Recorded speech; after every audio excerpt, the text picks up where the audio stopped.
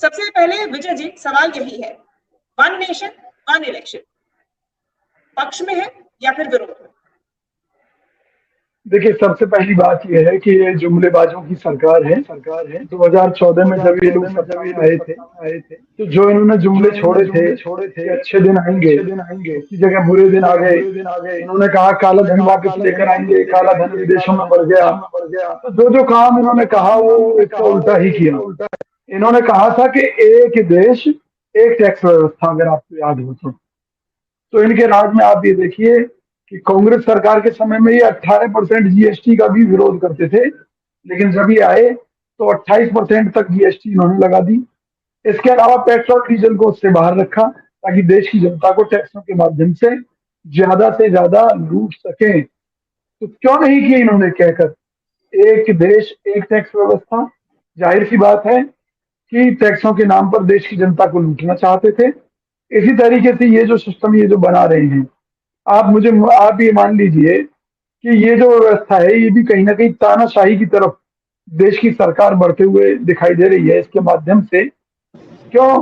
क्योंकि मान लीजिए एक बार आपने गड़बड़ करा दी, और ये जो कह रहे हैं ना गड़बड़ नहीं हो सकती, जब अमेरिका जैसी कंट्री इससे जूझ रही है कि जहां ट्रंप के ऊपर गड़बड़ी करने के आरोप लग रहे हैं, केस चल रहे हैं और तमाम तरह की बातें आ रही हैं, तो एक बार गड़बड़ करो और इस देश के पूरे सिस्टम को कैप्चर कर लो, उसके बाद में विरोध में बोलने वाला कौन होगा?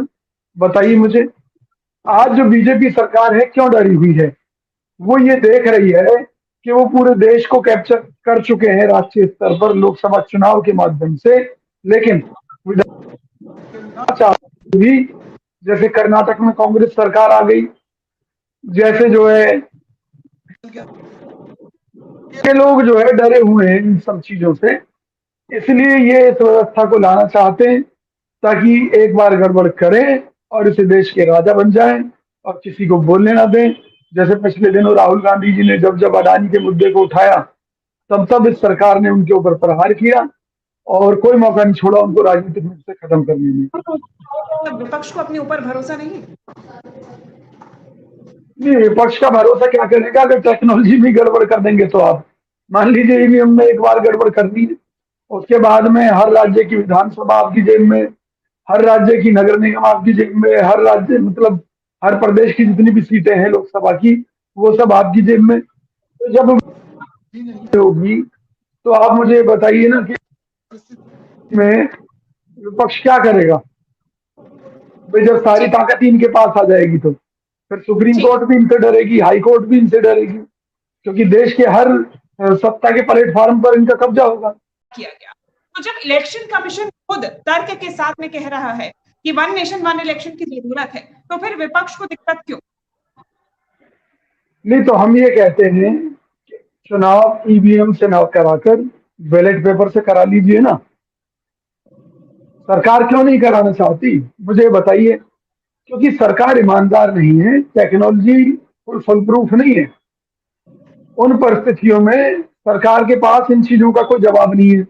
वो तो ये कहती है कि भी आरोप लगाते हैं। मैं ये कहता हूं कि जिस तरह से सरकार जनता की आंखों में धूल झोंकती रही है, एक देश एक टैक्स व्यवस्था के नाम पर, इस तरह से एक देश और एक चुनावी सिस्टम, उसके नाम पर देश की जनता को छलने की तैयारी है। और इसका कारण क्या है कि सरकार को दिखाई दे रहा है। जी शिवांगी जी कुछ कहा? जी विजय जी, मैं कह रही हूँ कि ऐसे तो सीधा आप चुनाव आयोग पे खड़ा करें सवाल। बिल्कुल खड़ा कर रहा हूँ, कोई रोक सकता है क्या इस चीज से? मुझे बताइए। मैं ये कह रहा हूँ कि जब बहुत सी कंट्री जहां ईवीएम शुरू हुआ, उन लोगों ने वापस बैलेट पेपर पर आ गए वो लोग। तो मुझे बताइए ना भाई, टेक्नोलॉजी में अगर मान लीजिए कोई वोट डाल रहा है कांग्रेस की, जा रही है बीजेपी के अकाउंट में, कौन देख रहा है, लेकिन बैलेट पेपर पर ठप्पा लग गया तो वो रिकॉर्ड रहेगा, कभी भी चेक किया जा सकता है चुनावी रिजल्ट को। तो सवाल ये है कि हमें कोई ऐतराज नहीं उन परिस्थितियों में अगर बैलेट पेपर से चुनाव कराने की मंशा सरकार स्पष्ट कर दे, वो ये कह दे कि भी ठीक है, एक देश एक चुनावी व्यवस्था और ये बैलेट पेपर के माध्यम से होगी, हमें कोई ऐतराज नहीं है। लेकिन मैं फिर कह रहा हूँ, टेक्नोलॉजी आदमी के विकास का भी कारण है और विनाश का भी कारण है। किसी भी चीज को आप देख लीजिए, तो सवाल यह है कि टेक्नोलॉजी में गड़बड़ संभव है। आप मुझे बताइए, जो एटीएम बने हैं, कितने फुल प्रूफ सिस्टम के साथ बनाए हैं नहीं बनाए, लेकिन रोजाना सैकड़ों केस दर्ज होते हैं कि वो जो मशीनें हैं, क्या नाम है, एटीएम मशीनें हैं, किसी ने उनको हैक कर लिया, पैसे निकाल लिए, किसी ने आपका जो क्रेडिट कार्ड है उसका क्लोन कर लिया, कुछ कर लिया। ठीक। विजय जी, सवाल यही है, और ईवीएम के आज से नहीं, सालों से सवाल खड़े होते आ रहे हैं। जब जीते तो ईवीएम ठीक है, जब हारे तो ईवीएम क्वेश्चनेबल हो जाती है। तो ये दोहरा चरित्र कब तक? शिवांगी जी, मैं कांग्रेस पार्टी की तरफ से कई चैनलों पर पहले भी कह चुका हूं कि अभी तक ईवीएम में परसेंटेज की सेटिंग रही है।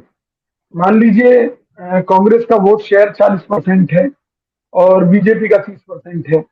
अब बीजेपी ने मान लीजिए गड़बड़ कर दी और वहां का जो 40 में से 10% है वो बीजेपी के अकाउंट में चला गया, तो क्या हो गया कि कांग्रेस का तो 30% रह गया और इनका 40% हो गया। तो इन परिस्थितियों में चुनाव में कांग्रेस भी अपने कार्यकर्ताओं को मौके पर पहुंचाती है, वहां पर किसी प्रकार की गड़बड़ी नहीं होने देती है। शिवांगी जी, ये सब कहने की बातें हैं। जब मशीन के अंदर ही गड़बड़ है, क्या ऑफलाइन मशीन के अंदर गड़बड़ नहीं हो सकती? मुझे बताइए, कौन कहता नहीं हो सकती? सब संभव है। तो और मैं एक चीज कह रहा हूँ, सुनिए ना, अभी पहले सरकार की साजिश को समझ लीजिए कि सरकार इस मौके पर क्यों लाना चाह रही है। सरकार को ये जानकारी मिल चुकी है कि मध्य प्रदेश के लोग हारने जा रहे हैं। ईवीएम में गड़बड़ी इस तरीके से होती सर?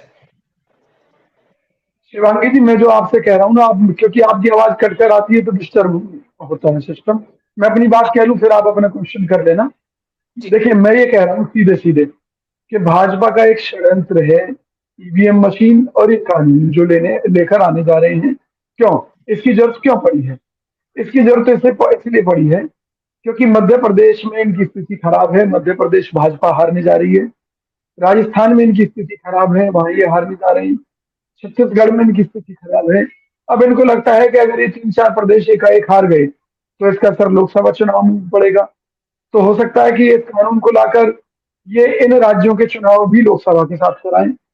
ये मुझे पूरा इस बात का विश्वास है, इस षड्यंत्र के ऊपर पूरा मुझे भरोसा है कि इनका एक षड्यंत्र है। दूसरी चीज ये है कि एक बार गड़बड़ करनी है, बार बार गड़बड़ नहीं करनी। अब तो क्या है कि राज्यों के रिजल्ट से लोग अंदाजा लगाते हैं कि भी गड़बड़ है या नहीं है। ठीक है, अब एक बार ही गड़बड़ करनी है और सब कुछ इनकी मुट्ठी में होगा। और मैं फिर बता रहा हूँ, जिस तरह इन्होंने देश की आर्थिक स्थिति को जिस रसातल में पहुंचा दिया और देश का पैसा चंद पूंजीपतियों के हाथ में ला दिया है, अगर ये व्यवस्था एक बार किसी तरीके से पूरे देश की एक बार इनके हाथ आ गई तो याद रखना, मोदी जी देश के तानाशाह होंगे और विजय कौशिक भी उनका गुणगान कर रहा होगा, क्योंकि किसी तानाशाह के खिलाफ जाने की हिम्मत तो विजय कौशिक में भी नहीं है, कांग्रेस पार्टी में भी नहीं है।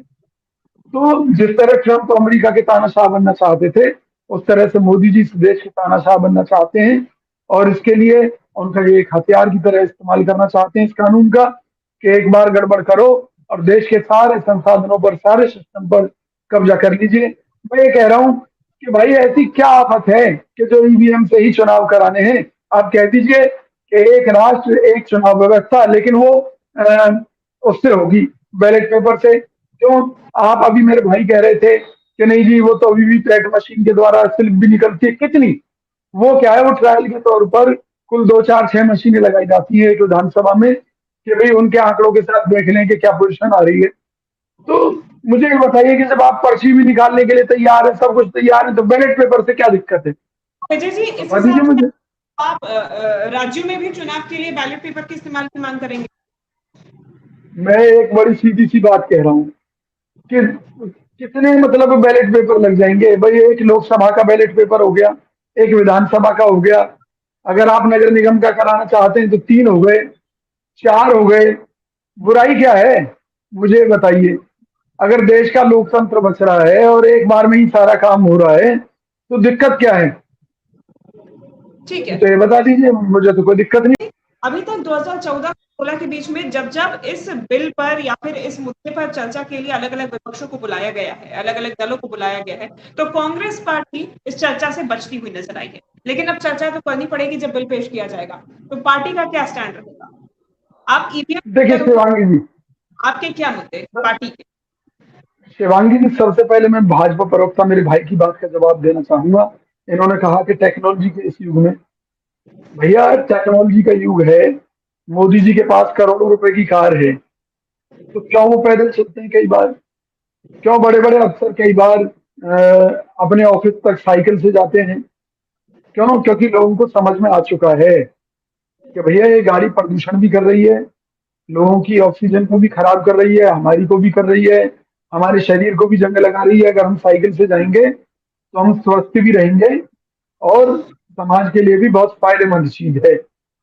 तो ऐसी बात नहीं है कि साइकिल से चलना, आप ये कहेंगे कि जी देखिए रॉकेट के जमाने में विजय जी कह रहे हैं कि साइकिल चलाइए तो इससे हमारी कोई इज्जत घट जाएगी या हमारी बेइज्जती हो जाएगी या ये विजय जी, पिछड़ेपन की निशानी है। कहना चाहूंगी, I am sorry to interrupt, एक बात मैं कहना चाहूंगी।